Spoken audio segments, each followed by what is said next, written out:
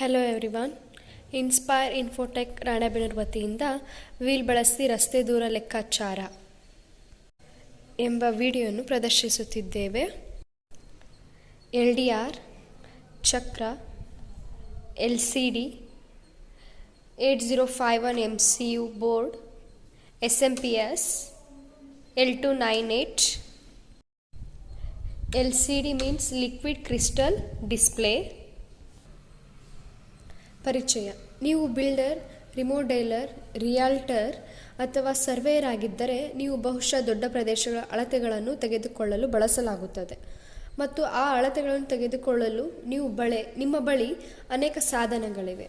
ಆದರೆ ನೀವು ನಡೆಯುವಾಗ ಪ್ರಯತ್ನವಿಲ್ಲದೆ ನಿಮಗಾಗಿ ಅಳತೆಗಳನ್ನು ತೆಗೆದುಕೊಳ್ಳುತ್ತದೆ. ಅಳತೆ ಚಕ್ರವು ಇದೀಗ ಬಳಸಲಾಗುವ ಹಳೆಯ ಅಳತೆ ಸಾಧನಗಳಲ್ಲಿ ಒಂದಾಗಿದೆ ಮತ್ತು ಇದು ಪ್ರತಿ ಕೆಲಸಕ್ಕೂ ಸರಿಹೊಂದುವುದಿಲ್ಲವಾದರೂ ಇದು ಗಡಿಗಳನ್ನು ಮತ್ತು ದೊಡ್ಡ ಪ್ರದೇಶಗಳನ್ನು ಅಳವಡಿಕೆಯನ್ನು ತ್ವರಿತ ಪ್ರಯತ್ನವಿಲ್ಲದೆ ಪರಿಣಾಮಕಾರಿಯಾಗಿ ಮಾಡುತ್ತದೆ. ಅವು ಹಲವಾರು ಗಾತ್ರಗಳಲ್ಲಿ ಬರುತ್ತವೆ ಮತ್ತು ನೀವು ನಡೆಯುವಾಗ ವೇಗವಾಗಿ ಸುಲಭವಾದ ಅಳತೆಗಳನ್ನು ತೆಗೆದುಕೊಳ್ಳಲು ಸಹಾಯ ಮಾಡಲು ಅನೇಕ ಅಪ್ಲಿಕೇಶನ್ಗಳಲ್ಲಿ ಬಳಸಬಹುದು. ಮೂಲ ಉದ್ದೇಶ: ಅಳತೆ ಚಕ್ರವು ಶತಮಾನಗಳಿಂದ ಬಳಕೆಯಲ್ಲಿದೆ. ವಾಸ್ತವವಾಗಿ ಆರಂಭಿಕ ವರದಿಗಳನ್ನು ಇದನ್ನು 1600 ದಶಕಕ್ಕೆ ಹಿಂದಿನದ್ದು. ಆರಾಮ ಮತ್ತು ನಿಖರತೆಯನ್ನು ಹೊರತುಪಡಿಸಿ ಈ ಸಮಯದಲ್ಲಿ ಚಕ್ರವು ಹೆಚ್ಚು ಬದಲಾಗಿಲ್ಲ. ಚಕ್ರದ ಮೂಲ ಉದ್ದೇಶವು ವಿಶೇಷವಾಗಿ ನಗರ ಮತ್ತು ಪಟ್ಟಣಗಳ ನಡುವೆ ಬಹಳ ದೂರವನ್ನು ಅಂದಾಜು ಮಾಡುವುದು. ಈ ರೀತಿಯಾಗಿ ಚಕ್ರವು ಸರ್ವೇಯರ್ ಚಕ್ರದ ಹೆಸರನ್ನು ಪಡೆದುಕೊಂಡಿದೆ. ಆದರೂ ಇದನ್ನು ಕ್ಲಿಕ್ ಮಾಡುವ ಚಕ್ರ, ತುಣುಕಿನ ಚಕ್ರ ಮತ್ತು ಕೆಲವೊಮ್ಮೆ ದೂರ ಲೆಕ್ಕಾಚಾರದ ಚಕ್ರ ಎಂದು ಕರೆಯುತ್ತಾರೆ. ಇಂದಿನ ಚಕ್ರಗಳನ್ನು ಒಂದೇ ರೀತಿಯಲ್ಲಿ ಬಳಸಲಾಗುತ್ತದೆ, ಆದರೆ ಆಸ್ತಿಯ ಗಡಿಗಳನ್ನು ಗುರುತಿಸುವುದು, ಮನೆಯ ಅಡಿಪಾಯವನ್ನು ಅಳೆಯುವುದು, ಆಸ್ತಿಯ ಮೇಲಿನ ಕಟ್ಟಡಗಳ ನಡುವಿನ ಅಂತರವನ್ನು ಅಳೆಯುವುದು, ಭೂದೃಶ್ಯದ ಅಂಚುಗಳನ್ನು ಗುರುತಿಸುವುದು, ಉದ್ಯಾನದ ಗಾತ್ರವನ್ನು ನಿರ್ಧರಿಸುವುದು ಮತ್ತು ಉದ್ದವಾದ ಸಮತಟ್ಟವಾದ ಪ್ರದೇಶದ ಗಾತ್ರವನ್ನು ಅಳೆಯುವುದು. What is measuring wheel?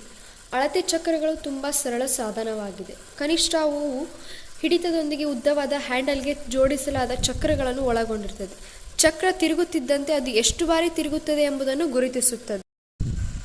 ದೂರವನ್ನು ತ್ವರಿತವಾಗಿ ಲೆಕ್ಕಾಚಾರ ಮಾಡುತ್ತದೆ. ಅಳತೆ ಚಕ್ರವನ್ನು ಚಲಿಸುವ ಮೈಲಿಯನ್ನು ಚಪ್ಪಟೆ ಮತ್ತು ಸುಗಮಗೊಳಿಸುತ್ತದೆ.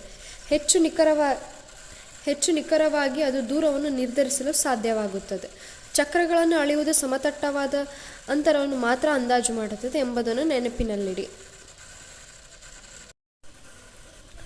ಅವು ಎತ್ತರವನ್ನು ಗಣನೆಗೆ ತೆಗೆದುಕೊಳ್ಳಲು ಸಾಧ್ಯವಿಲ್ಲ ಮತ್ತು ಅವುಗಳನ್ನು ಒರಟು ಅಥವಾ ಅಸಮ ಭೂಪ್ರದೇಶ ಮೇಲೆ ಉರುಳಿಸುವುದರಿಂದ ಅಂತಿಮ ಓದುವಿಕೆ ಕಡಿಮೆ ವಿಶ್ವಾಸಾರ್ಹವಾಗಬಹುದು. ಅದ್ಯಾಗೋ ಎರಡು ಬಿಲ್ಡ್ಗಳ ನಡುವಿನ ಒರಟು ಸಂಖ್ಯೆಯ ಅಡಿಗಳಂತಹ ಅಂತರದ ಅಂದಾಜು ನಿಮಗೆ ಬೇಕಾದರೆ ಇದು ಉಳಿಸಲು ಮತ್ತು ಓದಲು ಸುಲಭವಾದ ಸಾಧನವಾಗಿದೆ. ನೆಲವನ್ನು ಚಪ್ಪಟೆಗೊಳಿಸಿ ಓದುವಿಕೆ ಉತ್ತಮವಾಗಿದೆ. ಆದ್ದರಿಂದ ನೀವು ನೆಲಸಮವಾದ ನೆಲವನ್ನು ಅಡಿಪಾಯದ ಸುತ್ತಲೂ ನಡೆಯುತ್ತಿದ್ದರೆ ಸಾಧನವು ವೇಗವಾಗಿ ಮತ್ತು ನಿಖರವಾಗಿರುವುದನ್ನು ನೀವು ಕಾಣುತ್ತೀರಿ. ಅಳತೆಯ ತೂಕವನ್ನು ಏಕೆ ಬಳಸುತ್ತಾರೆ? ನೀವು ಅಳತೆಗಳನ್ನು ತೆಗೆದುಕೊಳ್ಳಬಹುದಾದ ಇನ್ನೂ ಅನೇಕ ಸಾಧನಗಳಿವೆ ಮತ್ತು ಅವುಗಳಲ್ಲಿ ಹಲವು ನಿಮಗೆ ಹೆಚ್ಚು ನಿಖರವಾದ ಓದುವಿಕೆಯನ್ನು ನೀಡುತ್ತದೆ. ಅಳತೆ ಚಕ್ರವು ಹಲವಾರು ಸರಳ ಕಾರಣಗಳಿಗಾಗಿ ಇಂದಿಗೂ ಬಳಕೆಯಲ್ಲಿವೆ. ನೀವು ಚಕ್ರವನ್ನು ದೂರದವರೆಗೆ ಬಳಸಬಹುದು, ಟಿಪ್ ಹಿಡಿಯಲು ಅಥವಾ ಅದು ಚಲಿಸುವುದಿಲ್ಲ ಅಥವಾ ಸ್ಥಳಾಂತರಗೊಳ್ಳುವುದಿಲ್ಲ ಎಂಬ ಖಚಿತಪಡಿಸಿಕೊಳ್ಳಲು ನೀವು ಸಹಾಯ ಮಾಡಬೇಕಾಗಿಲ್ಲ. ಉಪಕರಣದ ಸ್ಥಾನವನ್ನು ಬದಲಾಯಿಸುವ ಮೂಲಕ ಪ್ರತ್ಯೇಕ ಅಳತೆಗಳನ್ನು ತೆಗೆದುಕೊಳ್ಳುವ ಅಗತ್ಯವಿಲ್ಲದೆ ನೀವು ಒಂದೇ ಸಮಯದಲ್ಲಿ ವರದಿಯನ್ನು ಅಳೆಯಬಹುದು. ಚಕ್ರದ ಅಳತೆಗೆ ಯಾವುದೇ ಅಂತಿಮ ಅಂಶಗಳಿಲ್ಲ, ಆದರೆ ಅದು ಟಿಪ್ಪಿನಂತೆ ಮುಗಿಯುವುದಿಲ್ಲ. ಆದ್ದರಿಂದ ನೀವು ಹೆಚ್ಚು ದೂರವನ್ನು ಕ್ರಮಿಸಬಹುದು. ಇದನ್ನು ಬಳಸುವುದು ಸುಲಭ. ನೀವು ಸಂಭಾಷಣೆಗಳನ್ನು ಮುಂದುವರಿಸಬಹುದು, ನಿಮ್ಮ ಸುತ್ತಮುತ್ತಲಿನ ಪ್ರದೇಶಗಳನ್ನು ತೆಗೆದುಕೊಳ್ಳಬಹುದು ಮತ್ತು ಚಕ್ರವನ್ನು ಬಳಸುವಾಗ ಮತ್ತೊಂದು ವಿಷಯದ ಕುರಿತು ಟಿಪ್ಪಣಿಗಳನ್ನು ತೆಗೆದುಕೊಳ್ಳುವುದನ್ನು ನಿಲ್ಲಿಸಬಹುದು. ಕೆಲವು ಚಕ್ರಗಳು ಒಂದು ಪ್ರದೇಶವನ್ನು ನೀವು ಉರುಳಿಸದಂತೆ ಚಿತ್ರಿಸುವ ಮೂಲಕ ಗುರುತಿಸಬಹುದು. ಒಂದು ಚಲನೆಯಲ್ಲಿ ಗಡಿಯನ್ನು ಅಳೆಯಲು ಮತ್ತು ಗುರುತಿಸಲು ನಿಮಗೆ ಅವಕಾಶ ಮಾಡಿಕೊಡುತ್ತದೆ. ಅಳೆಯುವ ತೂಕವನ್ನು ಬಳಸುವುದು. ಇದನ್ನು ಯಾಕೆ ಬಳಸ್ತಾರೆ, ಇದನ್ನ ಯಾಕೆ ಯೂಸ್ ಮಾಡ್ತಾರೆ ಅಂದರೆ, ಅಳತೆಯ ಚಕ್ರ ಬಳಸುವುದು ತುಂಬ ಸರಳವಾಗಿದೆ. ಕೆಲಸಕ್ಕೆ ಸರಿಯಾದ ಗಾತ್ರವನ್ನು ಕಂಡುಹಿಡಿಯುವುದು ಮೊದಲ ಹಂತವಾಗಿದೆ. ವಿಭಿನ್ನ ಉದ್ದೇಶಗಳ ಪೂರೈಸಲು ಅಳತೆ ಚಕ್ರಗಳನ್ನು ಹಲವಾರು ಗಾತ್ರಗಳಲ್ಲಿ ಬಳಸುತ್ತದೆ. ಹೊರಾಂಗಣ ಭೂಪ್ರದೇಶದಲ್ಲಿ ಒಳಗೊಳ್ಳುವ ದೊಡ್ಡ ಚಕ್ರಗಳು ಮತ್ತು ಒಳಾಂಗಣ ಬಳಕೆಗಳ ಸಣ್ಣ ಚಕ್ರಗಳು, ಕೊಳಾಯಿ ಸ್ಥಳಗಳನ್ನು ಗುರುತಿಸುವುದು, ಕಾರ್ಪೆಟನ್ನು ಒಳೆಯುವುದು ಮತ್ತು ಇತರ ಆಂತರಿಕ ಆಯಾಮಗಳನ್ನು ತೆಗೆದುಕೊಳ್ಳಲು ಇದರಲ್ಲಿ ಸೇರಿದೆ. ನೀವು ಉತ್ತಮ ನಿಖರತೆಯನ್ನು ಖಚಿತಪಡಿಸಿಕೊಳ್ಳಲು ಪ್ರಾರಂಭಿಸುವ ಮೊದಲು ಚಕ್ರವು ಸ್ವಚ್ಛವಾಗಿದೆಯೇ, ಒಣಗಿದೆಯೇ ಎಂದು ಯಾವಾಗಲೂ ಖಚಿತಪಡಿಸಿಕೊಳ್ಳಿ. ನೀವು ಅಳತೆ ಮಾಡಲು ಬಯಸುವ ನಿಖರವಾದ ಹಂತದಲ್ಲಿ ಅದನ್ನು ಹೊಂದಿಸಿ. ಹೆಚ್ಚಿನ ಅಳತೆ ಚಕ್ರಗಳ ಗರಿಷ್ಠ ಆರಂಭಕ್ಕಾಗಿ ಹ್ಯಾಂಡಲ್ ಅಥವಾ ಹಿಡಿತವನ್ನು ಹೊಂದಿರುತ್ತದೆ. ಹ್ಯಾಂಡಲ್ ತೆಗೆದುಕೊಳ್ಳಲು ಇನ್ನು ವೇಗದಲ್ಲಿ ನಡೆಯಲು ಪ್ರಾರಂಭಿಸಿ. ನೀವು ನಡೆಯುವಾಗ ವೇಗವನ್ನು ಸ್ಥಿರವಾಗಿಡಲು ಪ್ರಯತ್ನಿಸಿ, ಏಕೆಂದರೆ ಇದು ಉತ್ತಮ ನಿಖರತೆಯನ್ನು ಖಚಿತಪಡಿಸಿಕೊಳ್ಳಲು ಸಹಾಯ ಮಾಡುತ್ತದೆ. ಅಳತೆಯ ಕೊನೆ ಹಂತಕ್ಕೆ ನಿಮ್ಮೊಂದಿಗೆ ಚಕ್ರವು ಒತ್ತಿ ನಂತರ ಚಕ್ರವನ್ನು ನೇರವಾಗಿ ಮೇಲಕ್ಕೆತ್ತಿ. ಇದು ಚಕ್ರದ ಹೆಚ್ಚುವರಿ ತಿರುಗುವಿಕೆಯನ್ನು ತಡೆಯುತ್ತದೆ, ಅದರ ನಿಖರತೆಗೆ ಅಡ್ಡಿಯಾಗಬಹುದು. ನಿಮ್ಮ ಅಳತೆಯನ್ನು ಚಕ್ರದಿಂದ ಹಿಂಪಡೆಯಿರಿ.